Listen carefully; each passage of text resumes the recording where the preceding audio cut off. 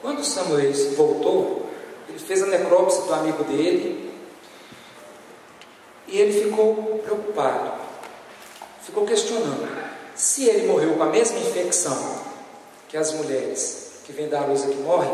Tem alguma coisa aí que está sendo transmitida por nós, os médicos. Eles tinham o hábito de, quando dava tempo, lavar as mãos com água. Estava fazendo necrópsia num cadáver já antigo.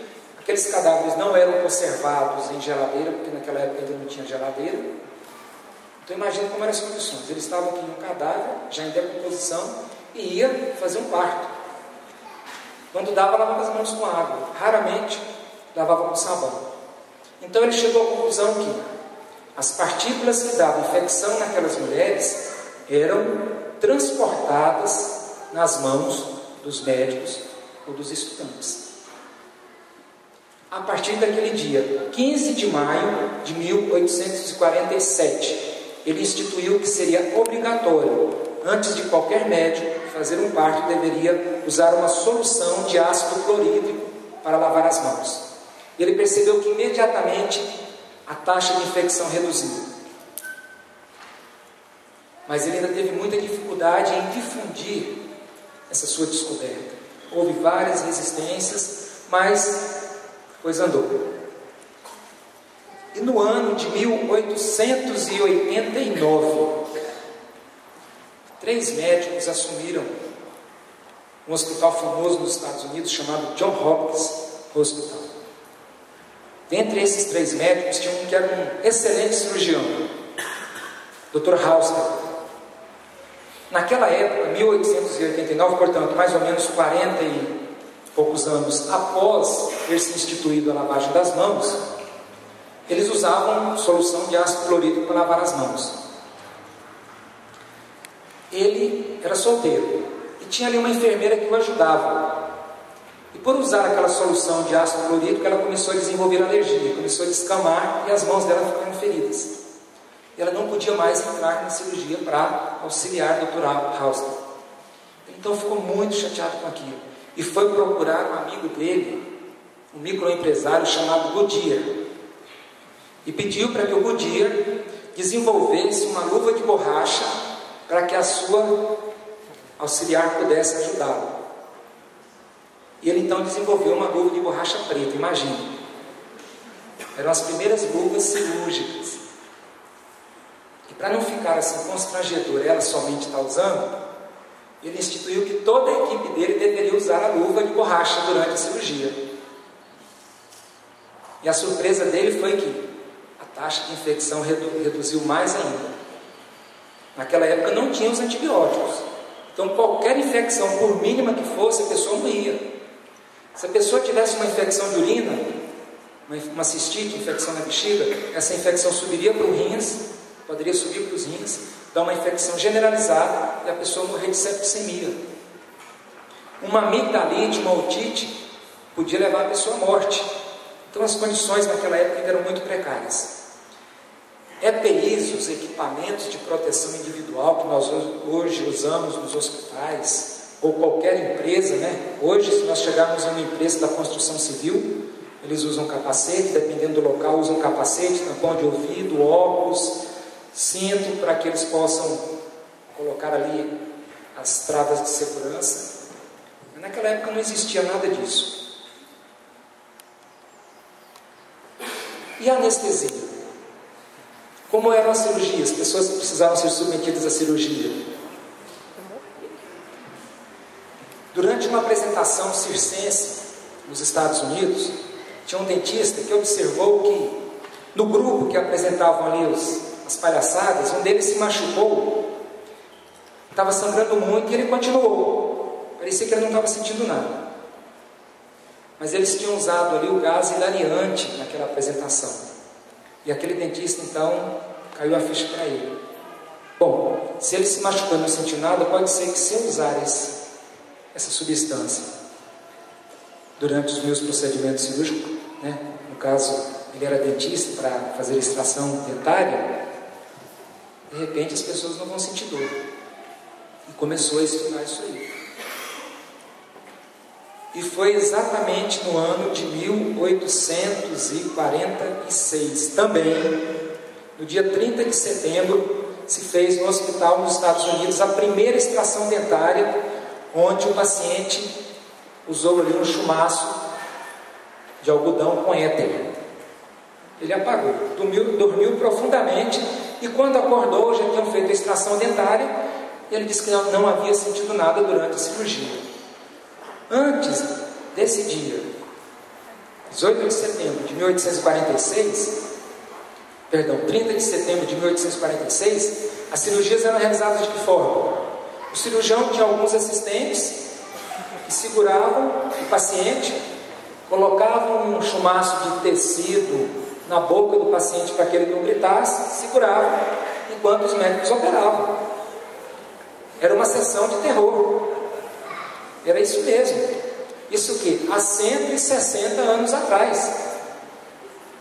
Nós então somos agradecidos a Deus imensamente por termos nascido nessa época, não naquela época. Mas irmãos, Deus sempre tem se preocupado com o seu povo, com aquelas pessoas que procuram fazer a vontade dele. Por volta desse período, em 1844, milhares de pessoas estudando a Bíblia, eu acho que Guilherme Miller, sendo o primeiro, estudando a Bíblia, ele concluiu que Jesus voltaria no ano de 1844. Milhares de pessoas aceitaram essa doutrina e se prepararam para a volta de Jesus. Mas Jesus não voltou. Houve aquela grande decepção, mas Deus estava atento àquelas pessoas que estavam estudando sobre a volta de Jesus. E Ellen White, uma adolescente ainda, 16, 17 anos, não tinha um ensino fundamental, tinha uma saúde debilitada.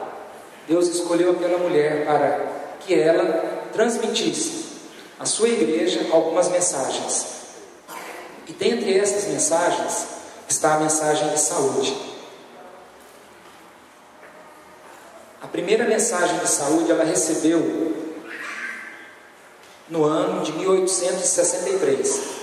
Estava acontecendo a primeira Assembleia Geral, a primeira Assembleia da Associação Geral, quando a Igreja Adventista ainda estava se organizando. E ela, em uma visão que se encontra no livro Mensagens Escolhidas, ela diz o seguinte: vi que era dever zelar por nossa saúde e despertar outros para esse dever. Temos o dever de falar contra a intemperança de toda espécie. Intemperança no trabalho, no comer, no beber e no uso dos medicamentos. Devemos sim fazer uso dos verdadeiros medicamentos que nos foram deixados por Deus, a natureza. E vocês imaginam, vocês pelo menos têm ideia de quais eram os medicamentos que eles usavam naquela época? Era o ópio, o mercúrio, tanto para uso externo quanto para uso interno. Tinha alguns xaropes que era a base de mercúrio. Nós hoje sabemos que o mercúrio é altamente tóxico para nós humanos. Ele causa insuficiência renal, ele causa lesões sérias nas células nervosas. Esses eram os remédios que eles usavam. Estricnina. Então, naquela visão, Deus mostrou para Ellen White que os medicamentos daquela época deveriam ser usados com muita restrição, que nós deveríamos usar os medicamentos naturais. Então, ela enumera quais são esses medicamentos: ar puro, luz solar, a temperança, o regime alimentar saudável, o repouso adequado, o exercício físico, o uso abundante de água e a confiança em Deus. Então esse é o estilo de vida do cristão. Vamos falar rapidamente sobre esses remédios naturais. Porque como Ellen White procurou mostrar naquela época, a saúde nós temos pela prevenção. Nós então devemos cuidar da saúde. Esse é o bem mais precioso que nós temos. Em 2010 eu tive dengue. Passei muito mal com a dengue. E quando nós estamos doentes, nós temos a sensação de que vamos morrer. Essa sensação é terrível. E nesse momento, então, nós valorizamos a saúde. E nós observamos que a nossa vida é muito frágil. Nós vivemos em um mundo onde a vulnerabilidade para nós é muito grande. Um simples terremoto, uma epidemia, e nós não estamos livres delas, né? Até o começo do século passado, para vocês terem ideia, nós tivemos um presidente da República, Prudente de Moraes, que morreu de gripe.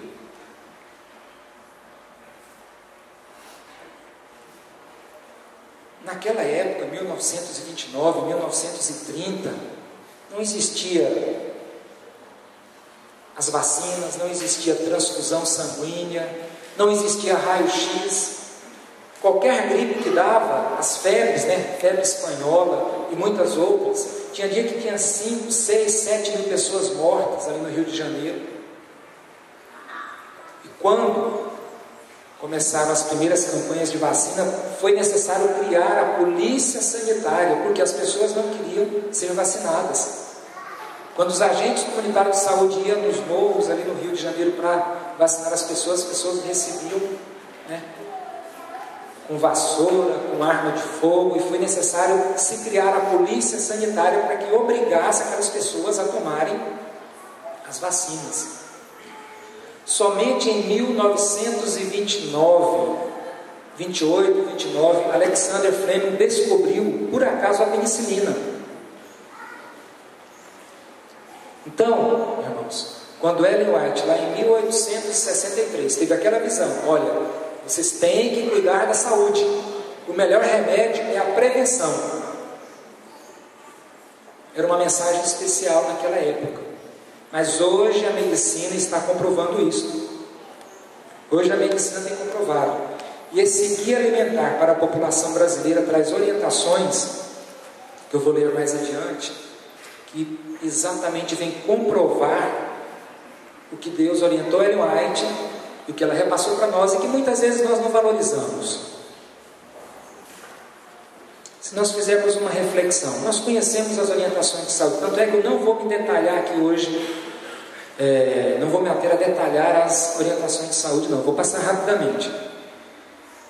Mas a ciência médica hoje, a conclusão é que aquelas orientações dadas 160 anos atrás são importantíssimas na prevenção, porque o nosso sistema único de saúde do Brasil, que é o melhor sistema de saúde do mundo, é o melhor programa de inclusão social do mundo. Nas suas diretrizes ele traz de que se deve trabalhar a prevenção, primeiro a promoção, a prevenção, a cura e a reabilitação. Então a prevenção é fundamental quando se diz, quando o tema é a saúde. Ar puro. O ar não é apenas um remédio, ele é essencial para a nossa vida. Nós podemos ficar sem tomar líquido durante algumas horas, podemos ficar sem comer alguns dias, mas sem respirar. No máximo 5 minutos. As nossas células nervosas começam a morrer depois de 5 minutos, se elas não receberem o oxigênio. E para isso nós precisamos respirar corretamente.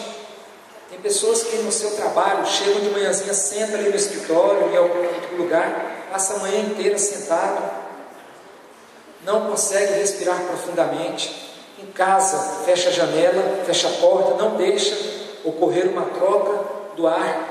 Então é muito importante que nós respiremos profundamente, mesmo durante o trabalho. Vamos sempre lembrar, de vez em quando, vamos dar uma pausa